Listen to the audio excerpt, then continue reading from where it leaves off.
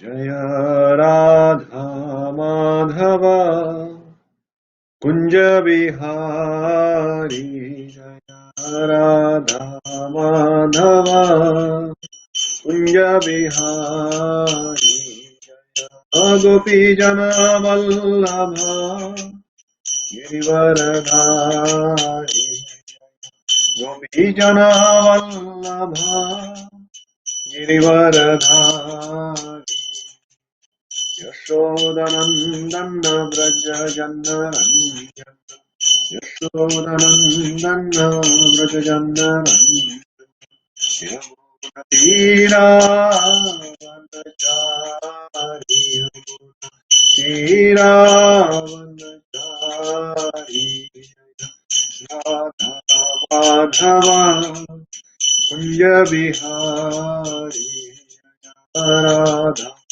Madhava Kunja Bihari Krishna Hare Krishna Krishna Krishna Hare Hare Hare Rama Hare Rama Rama Rama Hare Hare Hare Krishna Hare Krishna Krishna Krishna Hare Hare Hare Rama Hare Rama Rama Rama Hare Hare Hare Krishna Krishna Krishna Hare Hare Hare Rama Hare Rama Rama Rama Hare Hare Hare Krishna Krishna Krishna Krishna Hare Hare Hare Rama Hare Rama Rama Rama Hare Hare Hare Krishna Krishna Krishna Krishna Hare Hare Hare Rama Hare Rama Rama Rama Hare Hare Hare Krishna Krishna Krishna Hare Hare Hare Rama Hare Rama Hare Hare Hare Krishna Krishna Krishna Hare Hare Hare Rama Hare Rama Hare Hare Jaya Radha Giridhari Radha Giridhari Radha Jaya Jagannath Jaya Jagannath Jaya Deva Jaya Subha Jaya Gaunitai Jaya Gaunitai Jaya Gaunitai Jaya Gaunitai Prabhupada Prabhupada Prabhupada Jaya Jaya Prabhupada Jaya Jaya Gurudev Gurudev Gurudev Jaya Jaya Gurudev Jai Vishnupad Paramahansa Acharya Ashtottara Satshri A.C. Bhaktivedanta Swami Srila Prabhupada की जय अनंत कोटि वैष्णव वृंद की जय नामचा शिलादास ठाकुर की जय प्रेम से कहो श्री कृष्ण चैतन्य प्रभु नित्यानंद श्री अद्वैत गदाधर श्रीवास आदि गौर भक्त वृंद की जय श्री श्री राधा गिरिधारी भगवान की जय श्री श्री जगन्नाथ बलदेव सुभद्रा मैया की जय श्री श्री गौर निताय की जय निताय गौर प्रेमानंदे हरि हरि बोल all glories to the assembled devotees Hare Krishna all glories to the assembled devotees Hare Krishna all glories to the assembled devotees Hare Krishna all glories to the lotus feet of Sri Guru and Sri Gauranga all glories to Srila Prabhupada all glories to Srila Gurudev Hare Krishna everybody and welcome to another session of this evening Krishna Katha where we look at different pastimes and lessons from Grantharaj Srimad Bhagavatam ki jai. So we finished 3 different pastimes of the Lord I'm not sure if you have seen all of them or have managed to catch them after it had gone live. It's all on Facebook and also on YouTube. For those of you who missed the live session, you can always catch them up later on at your convenience. So we had started off with a wonderful Leela from Srimad Bhagavatam uh, of Vritrasur. That was our first one. Then we followed that up with Gajendra, and then we had the Ajamil Leela. So today we'll start another special pastime, which is from Canto 5 of Srimad Bhagavatam. So we often find that normally when we give our, somebody says, "What's your name?" It is traditionally the Vedic tradition that we don't just pop our own name first and that's it. So in the Vedic tradition, the Vedic way, when somebody asks a person a name, it is usually at least three names form a person's name, like three different parts. So the first part is that person's name.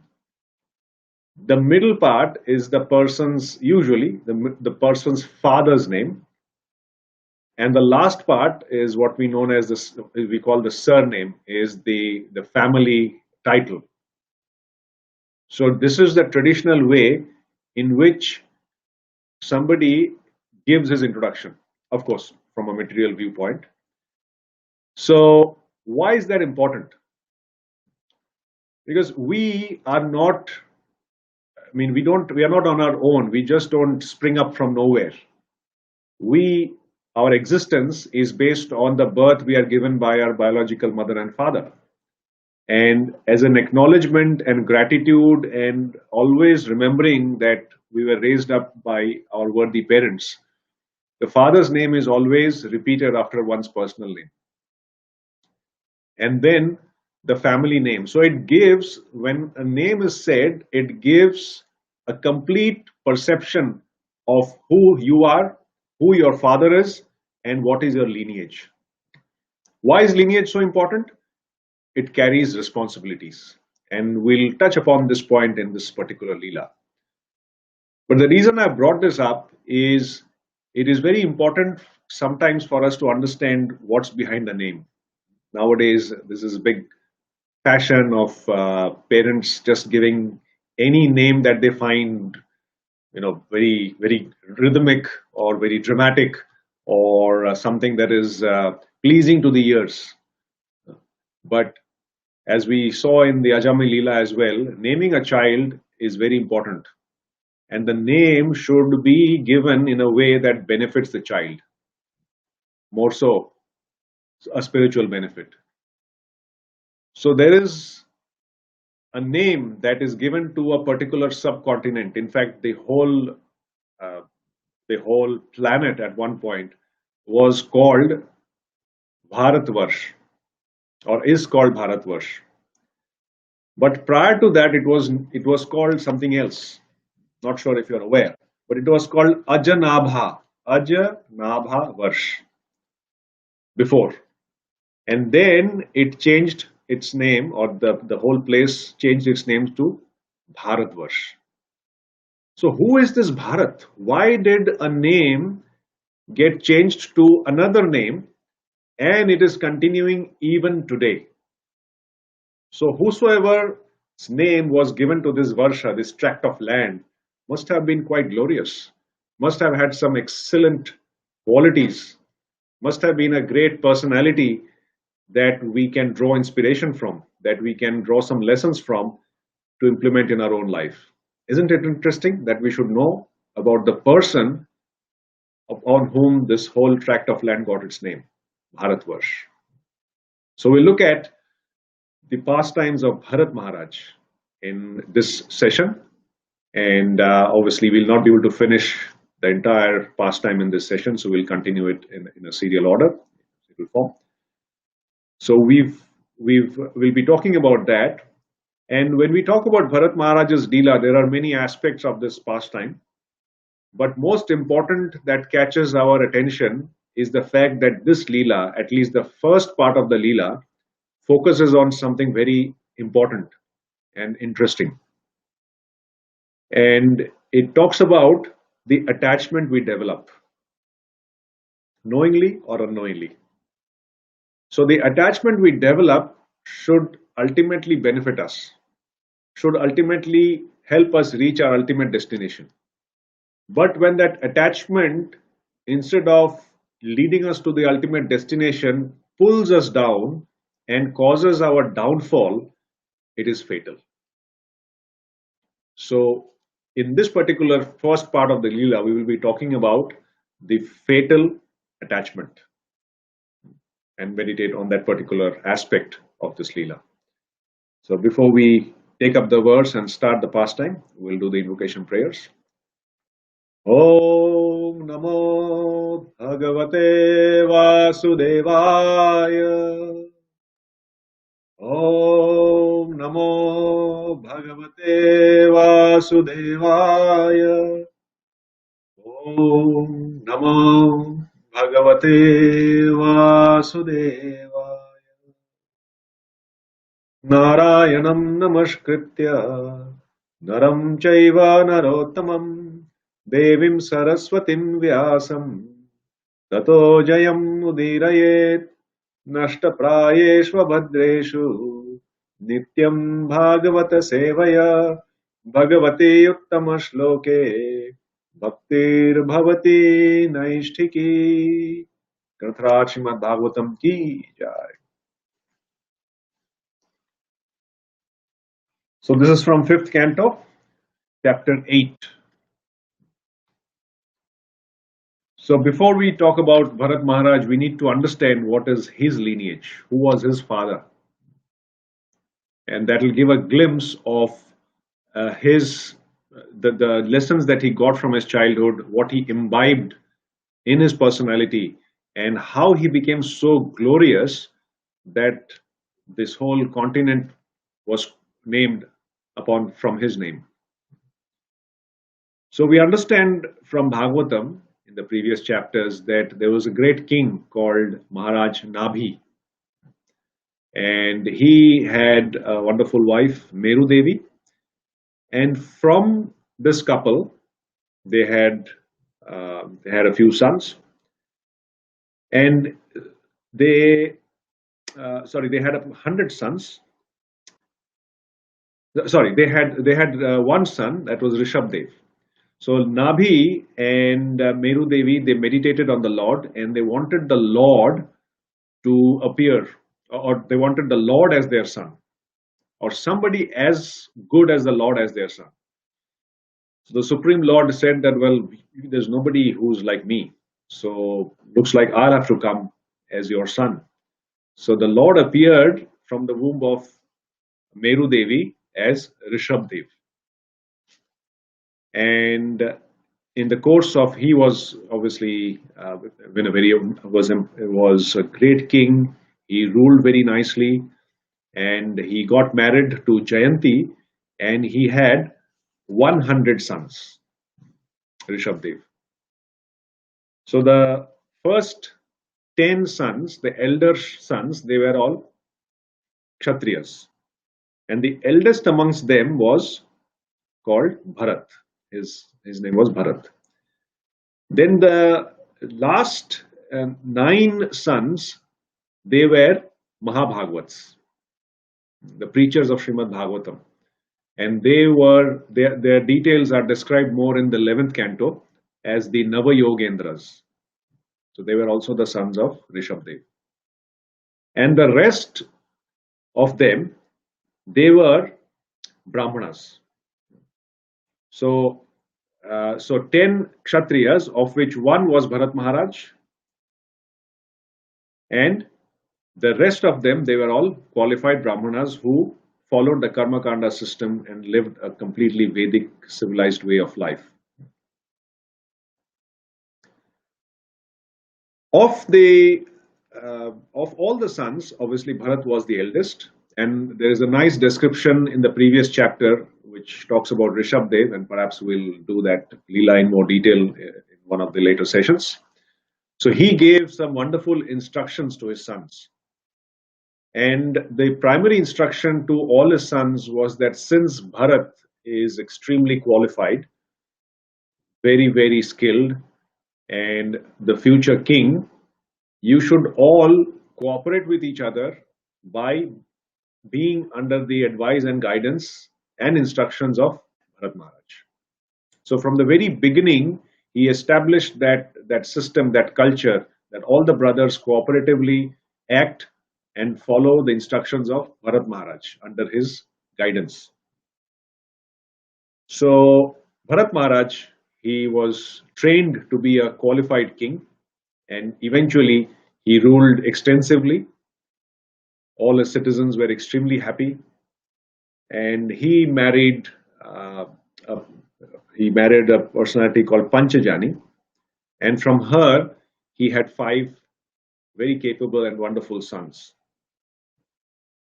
So when he started ruling, he followed the instructions of his father that he had received previously, and based on these instructions, he performed his duties as a king, looking after all his citizens and caring for all living entities within his kingdom. And it was so wonderful, his rule was so wonderful that the whole Mother Earth was wonderful, was producing her, was giving her best, producing the best things. People were happy.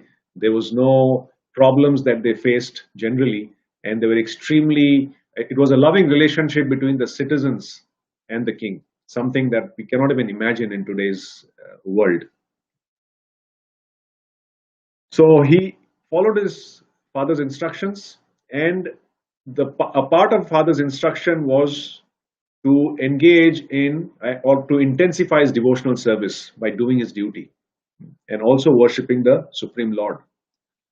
So, by following the instructions, his heart was purified and he enjoyed material opulence.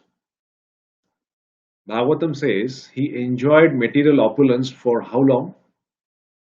1 year, 2 years, 10 years, 100 years?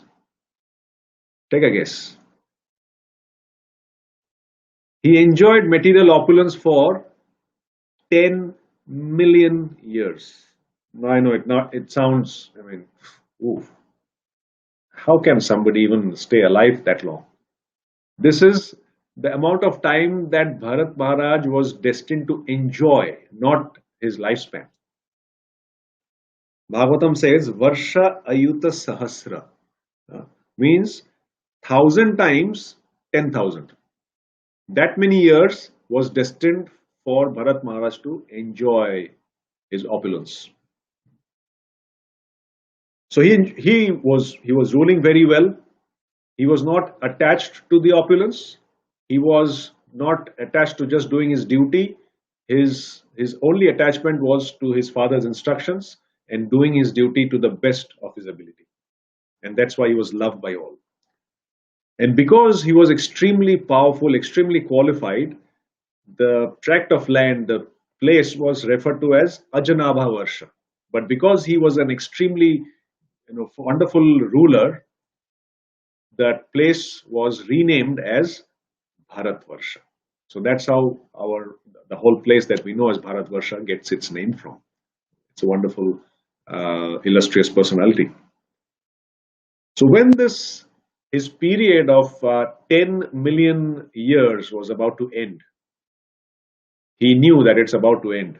So rather than holding on to the last day, that oh my, like how sometimes we get some wonderful facilities. So sometimes we go to maybe a motel, a hotel, or a resort, and we stay there for 2 days, 3 nights, or whatever it is. So if the checkout time is 10 a.m., how many of us would check out a bit early? Because we want to enjoy. I'm not criticizing here. I'm just saying, because we have time till 10 a.m. in the morning, you never hear anybody leave the room at 8 a.m. unless they have a train or a plane to catch. That's different. That's you're forced to get out at that time. But voluntarily, nobody goes out early. They'll exactly do, even if they have nothing to do, they'll just sit in the room, watch TV, eat something, do whatever, but just enjoy that opulence, enjoy all that facility that has been given. And exactly at maybe dot 10 o'clock or a minute before or after, leave the room, hand over the key. Similarly, in today's world, politicians, when they sit on the or they get power, they don't want to relinquish the power. Even if they are not qualified, even if they are not skilled, even if they realize that I'm not doing a good job, maybe somebody else can do a better job. Maybe I should train somebody and hand over. Nobody does that. It is said that unless politicians, once they get power, they sit on the seat, unless they are thrown away or they are killed, unfortunately. But that is not the Vedic way. The Vedic way is you have a particular period allotted to you, and when that period comes to an before that period comes to an end, it is the duty of the king to train their uh, whoever he is training to take over from him and then retire. Retire for not from just the material activities and do nothing, but it is to retire from the material, enjoying material opulence and immerse themselves towards achieving the ultimate destination in life and engage in devotional service. So that's exactly what he did. He gave up all his opulences, gave up his beautiful wife, and divided all his wealth amongst his sons. And then he retired from family life completely. So he basically gave up all attachment to family life, completely renounced everything, handed over nicely. He just didn't throw everything and run away. He handed over everything nicely and himself pulled out. Why? Not that he could go out and do nothing or just sit quietly and do nothing, but so that he can devote all his time now in worshipping the Lord, in meditating on the Lord, in intensifying his devotional service.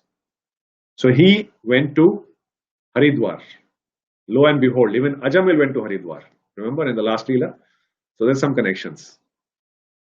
And we, in the last Leela, we described or we discussed how Haridwar is very, very important and powerful, specifically for performing devotional service. Like many other dhams, it is a dham.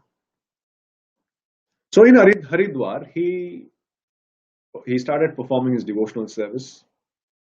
And imagine, it is very difficult for a king who is ruling the entire planet. So when he was ruling the entire planet, he was also worshipping the Lord. How was he worshipping the Lord? With full paraphernalia, with wonderful golden objects, plates, spoons, a lot of so-called very fragrant flowers, very expensive articles that he could, as a king, afford to have with him and perform worship. But the same person, he gave everything up, his opulence. So he did not get all the plates with him. He just came on his own. It is said he's just wore a deer skin, maybe some barks of deer skin, matted hair, took bath 3 times a day, and never looked after himself. So his hair, once he took bath, he never combed or cleaned it up. So his hair was always wet pretty much throughout the day. It's very austere. So such a king who had access to so much paraphernalia, he was worshipping the Lord with what? With twigs, with leaves, with flowers and fruits that he could find in the forest. So it's a big change. As a king, he could have had access to that. And if he had said, he would have had 10 servants carrying all the paraphernalia with him into the forest. But that's not what is real devotional service. We should be able to perform devotional service in any condition of life. And the simpler it is, the better it is. So while he was performing a devotional service, he used to worship the Lord, meditate on him. As a result, even the little desire that he had for material enjoyment as a result of enjoying so many years, like millions of years, it started, that whole desire of enjoyment started reducing. He just completely gave up. And because he was constantly engaging in devotional service of the Lord, he started developing ecstatic symptoms. We read about these symptoms in the Nectar of Devotion. So he used to collect these paraphernalia that he found in the forest, and he chose to meditate on the banks of river Gandaki near the Himalayas, in a place called Pula Ashram, near Pula Muni's ashram. So Gandaki river is uh, extremely powerful and a very important river. And obviously, all of you know why. Gandaki river actually is the only place where you can find Shaligram Shila, or the incarnation of Narayan in this river. So the river gives kind of birth to the Shaligram Shila. So Gandaki river is actually the mother of Vishnu or Narayan. And it is said that you can't just go in the river and pick up a Shaligram Shila. It has to be, there are certain rules and regulations need to follow. But anyway, following the regulations, when somebody picks up a Shila, it is Narayan himself manifested. So, unlike deities in the temple which have to be installed, the Shilas, they don't need installation. Just pick up the Shila, start worshipping straight away. And the worship also is extremely strict, and one should take care that no offenses are committed, even unknowingly. So he used to live near the river Gandaki, extremely wonderful place to perform his devotional service. And it is said that he used to recite the hymns from the Vedas, specifically the Rig Veda. And this is how he carried out his daily activities, taking bath, worshipping the Lord, and meditating on him. That was his life. And he was completely blissful and developed ecstatic symptoms. And he was moving on, like he was making very swift progress in his devotional life, like how we know from Shraddha to Prem. So he was progressing. One day, after doing his morning duties, he was sitting on the river bank and he was meditating on the Lord. Suddenly, he saw that a female deer just came along the river bank, and it appeared that it was very thirsty, and it was slowly drinking the water and feeling very satisfied. When this deer was drinking this water, suddenly there was this big roar. It was a roar of a lion. And as soon as the lion roared in the forest, this deer, so deer is always afraid that, I hope I'm not attacked. I hope, there's nobody who's following me or who can pounce on me. So while even drinking water, the deer was looking here and there and just ensuring that, it is safe. But when the lion roared, it became extremely fearful. And it was frightened and it was very agitated. It looked here and there, and obviously realizing there's a big danger, this deer, it just leaped across that river or the stream. And when it leaped across in the stream, what happened is this deer was pregnant. And when it leaped across the stream, in the leap and in the fear that she experienced, the baby in her womb dropped into the water. And this deer obviously went across, and because of extreme fatigue, fear, fright, it lost all its energy. Also, obviously, the fact that it had a miscarriage, lost all its energy, managed to go into a cave, and in that cave, this deer suddenly collapsed and gave up their body. Bharat Maharaj was seeing all this, and he saw that this baby deer was just born and floating in the water, and was obviously very distressed. It was motherless. So when Bharat Maharaj saw this, he felt extreme compassion.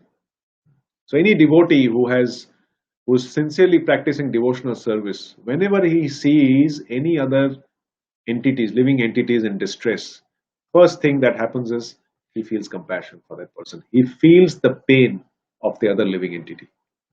And that's the hallmark of a devotee. Very soft hearted. So he immediately thought that, oh, this deer is motherless, unprotected, so I should give it protection. I should take care of it. So he went towards the water, lifted the deer, and brought the deer back to his ashram. And then, to ensure that the baby is well protected, he started feeding the deer grass and used to ensure that he always protects the deer, the baby, from any attack of wild animals. It's a forest, anything can come from anywhere. And just like a mother looks after a baby and is constantly, as soon as the baby arrives, the mother's sole focus is only on the baby. So much so that the mother forgets her own sleep, the mother forgets her own food, the mother forgets her own comforts and completely focuses on the child. So much so that it develops an attachment and affection for the child. It is natural. So similarly, Bharat Maharaj, when he was looking after this baby deers, by constantly spending his time in her benefit, in her welfare, he started becoming very affectionate. He started developing an attachment to this deer. So as he was looking after, so obviously you can imagine a person whose only job or only duty was to meditate on the Lord, worship the Lord, suddenly now had a baby deer to look at, to so to feed, and have to feed them on regular times, take care of the baby deer. So while he was doing these activities, what happened? It started impacting his devotional life.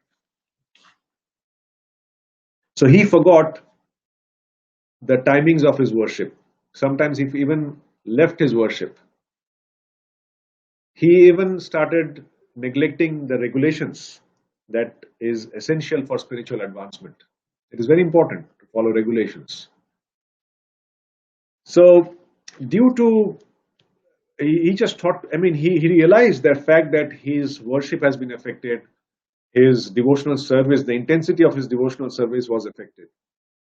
But then he started consoling himself and saying, see, I mean, it's destiny. And it happens, sometimes when we think we are doing a good act and it is impacting something else that we know we should be doing. Our mind sometimes gives us that, you know, in Hindi is a dilasa. It just tells us that no, it's okay, that's fine. What you're doing is okay. It's not ideal, it's not very good, but that's okay. You should be doing it. So he was thinking that, see, due to destiny, this deer has taken shelter of me. So I am the father, the mother, relative, everything that the deer possibly needs to have is me, is completely dependent on me. If I don't do something for the deer will just die or just be completely shelterless. So I should not just think of my worship and my devotional service as it is also my duty to help a shelterless soul, a living entity, and take care.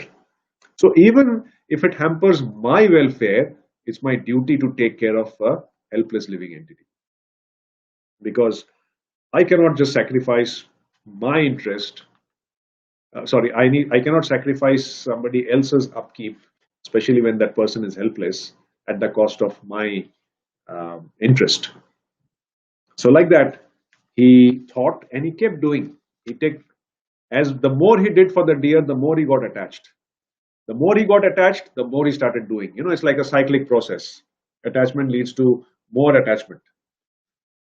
And as it happened, Bharat Maharaj now started spending most of the time with the deer. He, he, he ate with the deer, he slept with the deer, he bathed with the deer, he walked with the deer. Everything was with him. And by doing these activities, the ropes of affection started binding him even more completely. He used to take the deer with him practically everywhere. Even when he found time in between to do his worship, and he was, sitting down and worshiping the Lord, in between doing worship, he used to suddenly think of the deer and said, "Oh, I hope the deer is okay. I hope he should be fine. And then he used to wake up. He used to get up from his worship. Even before he finished his worship, he used to get up and try and look. If he couldn't see the deer around him, he used to go and look for the deer and ensure that the deer is safe, that it's not been attacked by any wild animals. He was extremely, his whole mind, his whole focus was on the deer. So one day it so happened that just around sunset time, he could not see the deer around him. So suddenly his mind became very agitated. Where is the deer? And it's getting dark. Wild animals might come and attack. So it's my duty to check that the deer is fine. It's not endangered by something. So he was getting a bit stressed. It's mentioned that the stress was just like a miser. A miser who has got a lot of money and then suddenly loses it. How does he feel? So similarly, when he couldn't see the deer, Bharat Maharaj had the same thoughts in his mind, just like that miser. So he went searching in the forest for the deer, just crying around and saw and searching for it. Couldn't find. He saw the footprints of the deer somewhere into the forest, and then he was thinking, "My God, this this place where there has been these auspicious signs of the deer, the Mother Earth must be so fortunate that these auspicious signs or steps, footprints of the deer has been ingrained on Mother Earth." Like we say, the auspicious footprints of Krishna, he is thinking the same about the footprints of this deer. Why? Attachment. Then he said that because this place is auspicious, why? Because of the footprints of the deer, it's also auspicious for the Brahmanas. So he was completely overwhelmed. And he had this, he had this uncontrollable desire and this attachment to the deer. Perhaps it could be results of his past sins or whatever it is, but actually the real reason is he started neglecting his spiritual life, and that showed. So he fell from his worship. Otherwise, can you imagine how can a king become so much attached to a deer when he has left so much opulence, all his family members, his beautiful wife, his sons, obedient sons, and he has come to the forest? Why? To practice devotional service. And then he gets attracted or attached to a deer. So you leave everything and come, and then get attached to not just the human being, but just an animal. So while searching for the deer, he still couldn't find the deer. He saw the footprints, but he couldn't find the deer. So while he was searching for the deer, death suddenly came. And he fell from a cliff. And as he fell on the ground, he lay on the ground, he saw that the deer was sitting just there, just next to him. And the scene was just like a son who's lamenting for his father who is just about to die. So Bharat Maharaj, when he saw the deer, his whole consciousness, his whole thoughts were completely absorbed in the deer. And as a consequence, when he died, what happened? Yam yam vapi sparan bhavam tyaja tante kalavaram tamtam evaiti kauteya sada tad bhava bhavitaha. That whatever one thinks at the time of death, that state of being he shall attain. So because he was constantly meditating on the deer, thinking about him, he acquired the body of a deer once he gave up this body. But because he had performed devotional service throughout his life, and specifically towards after he gave up his material opulence, Krishna gave him a very good gift, and that is a gift of remembrance of his past devotional service. What happens after this? He gets the body of a deer. Where does that leave him? Does he go backward and then go back into the evolution of living entities or different bodies till he gets a human birth again? What happens? We'll see that next time, next week, same day, same time. What happens when Bharat Maharaj gets the body of a deer? But before we leave, few lessons from today's session. First lesson, we all have a glorious lineage. And if we have a glorious lineage, we have to ensure, or we have to take responsibility to ensure that we represent the lineage properly. So it doesn't matter what our material lineage is. The real important aspect is we have somehow or the other become extremely fortunate to come under the lineage of this Guru Parampara, starting from Krishna and given to us specifically by Srila Prabhupada. So when we say we are followers of Prabhupada, we take it upon ourselves a big responsibility to represent him properly and to follow his instructions. So when we introduce ourselves, it is important to say that we come from the Brahma Madhva Gaudiya Sampradaya. It is very important. That is our real identity, eternal. Second is that we have to understand that there is an appropriate time to, there is also an appropriate time to retire from enjoying this material opulence only for the purpose of intensifying our devotional service. Otherwise, old age can be unbearable. So it's very important to take that decision. It might vary from person to person, depending on the status of that person and their responsibilities.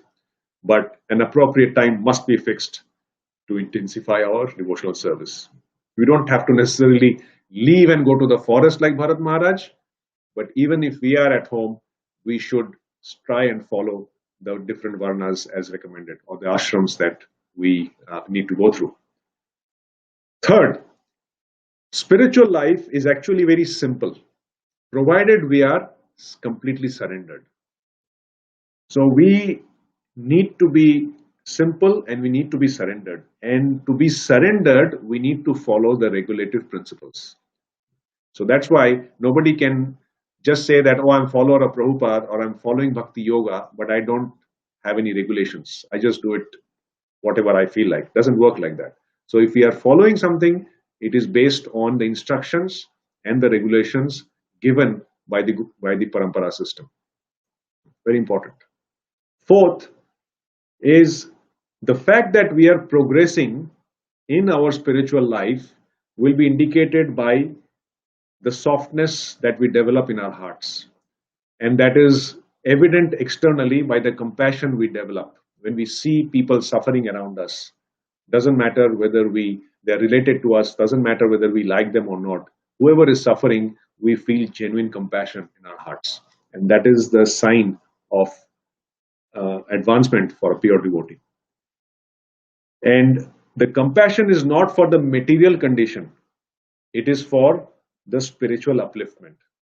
So we are compassionate not to give somebody a better material enjoyment, but to help somebody or uplift somebody spiritually so that they are able to achieve the ultimate destination. And that's why our own sadhana becomes very important.